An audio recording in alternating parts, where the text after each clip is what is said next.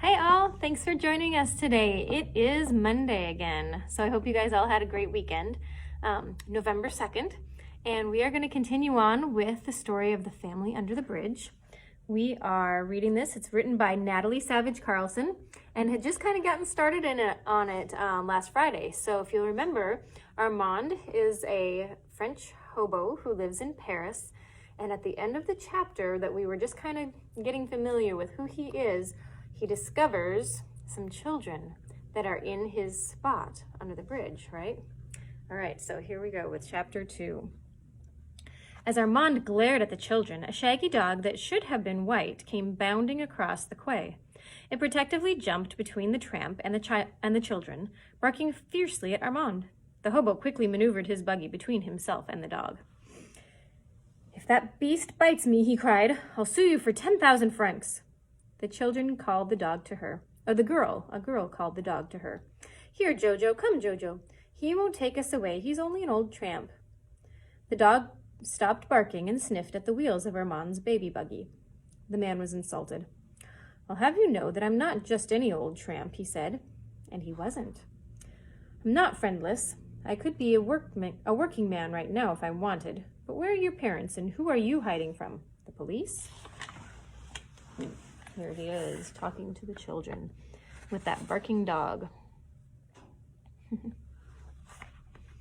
He studied the children closely. Redheads they were, all of them, and their clothes had the mismatched, ill-fitting look of poverty. The older girl's eyes burned a deep blue.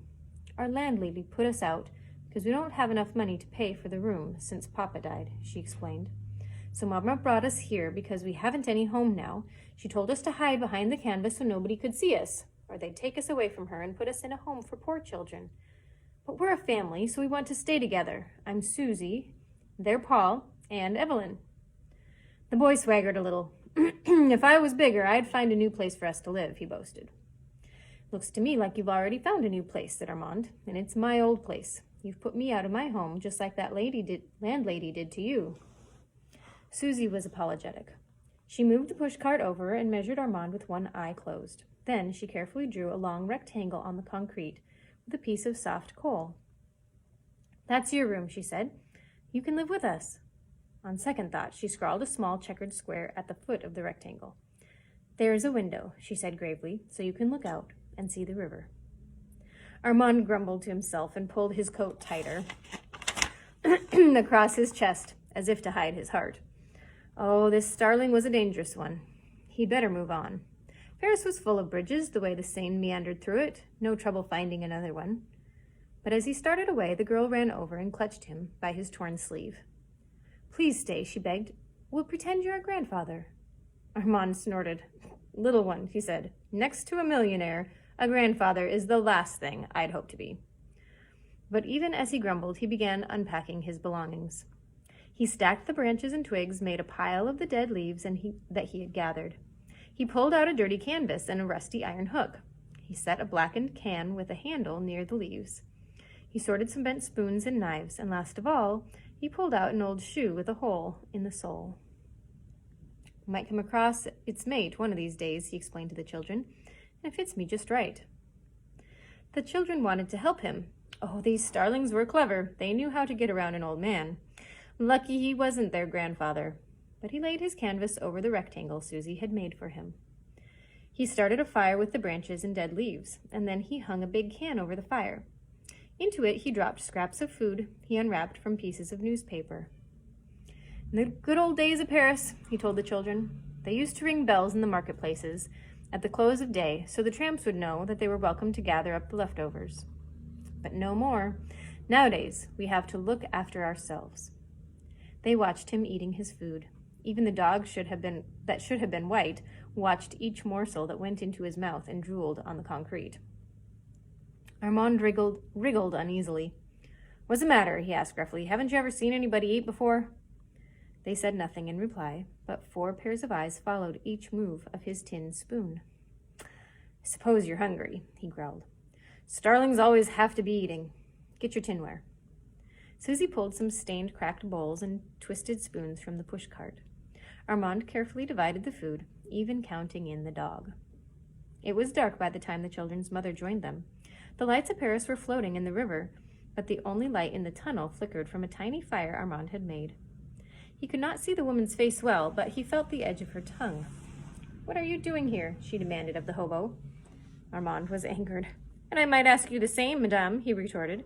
"You have taken my piece at the bridge." "The bridges don't belong to anybody," said the woman. "They're the only free shelter in Paris." Susie tried to make peace. "He's a nice, friendly old tramp, Mama," she explained, "and he's going to live with us." "I'm not a friendly old tramp," said Armand indignantly. "I mean, I'm a mean, cranky old tramp, and I hate children and dogs and women." "Then if you hate us," said Paul, "why did you give us some of your food?"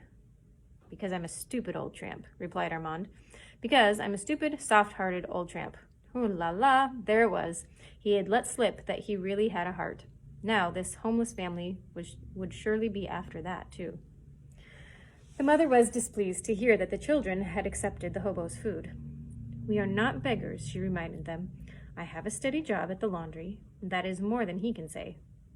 She went to work warming a pan of soup and breaking a long loaf of bread that she had brought with her. Armand sat in the rectangle marked by Susie and thought that this woman's trouble was pride, and that pride and life under the bridge weren't going to work out well together. By the dying light of the fire, the woman went back and forth to her pushcart, pulling out moth-eaten blankets and making bed places on the concrete. Before we continue, here is a picture of them by the fire.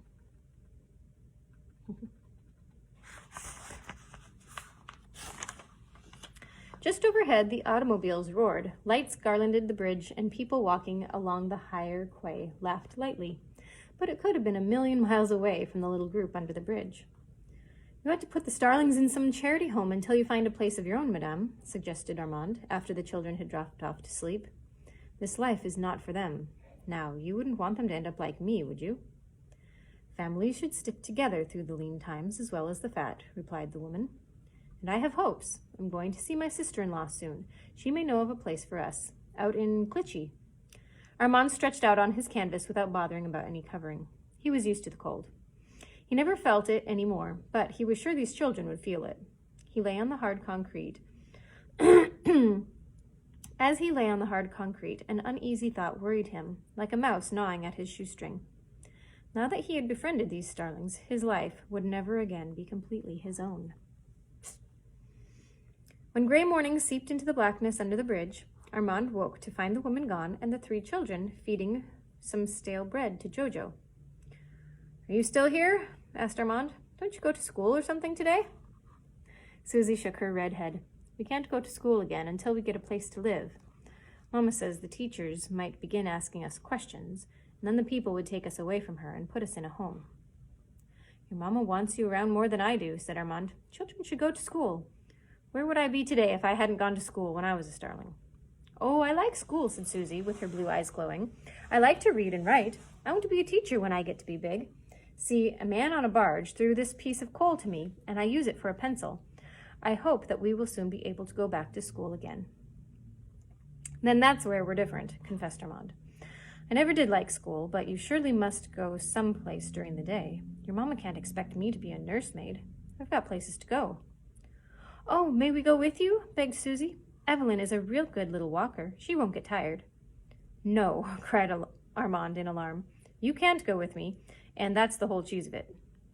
"Please take us, old tramp," implored Paul. "It's so cold, hiding down here with nothing to do." "That's not polite, Paul," warned Susie. "Now he won't take us with him unless you apologize."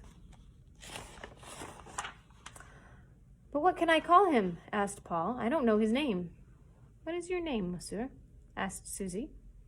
"Armand," replied the hobo. "But your last name?" asked Paul. "Ours is Calcette." Armand shrugged his shoulders. "I've forgotten," he admitted. "I think it used to be Poli or Poogie, something like that. Just call me Armand." "All right, Monsieur Armand," said Paul. I apologize for calling you an old tramp. Now, will you take us with you?" "Of course he will," said Susie quickly. "He really has a good heart, even if he looks so bad. And may Jojo go too?" Armand clutched at the part of his coat covering his heart. Oh, these starlings were after it, all right. Ooh la la. Oh, he exclaimed, and where would I be seen with 3 children and a dog, he demanded. What friend would want me dropping in with such a company? Then a sly look crossed his weather-beaten face. Perhaps it would be a bad idea to take these appealing fledglings out on the street with him. No, indeed. He had a splendid idea. Of course, it wasn't just the thing of which that proud mother would approve. How would you like to go uptown and meet my friend, Father Christmas? He asked the children. They were so astonished that they couldn't speak for a few seconds. Susie's eyes grew bluer and bluer with wonder. Father Christmas? She finally exclaimed in a hushed voice. The Father Christmas who brings presents at Christmas time? Paul could hardly believe it. Do you know Father Christmas? He asked. Mama said he wouldn't bring us anything this year because he won't be able to find us, said Evelyn. Then we're going right up to the Louvre department store, declared Armand, and tell him where you're living. Well, that's it for today. That is the end of chapter 2, but we will continue on tomorrow. I hope to see you then. Have a great night. Bye.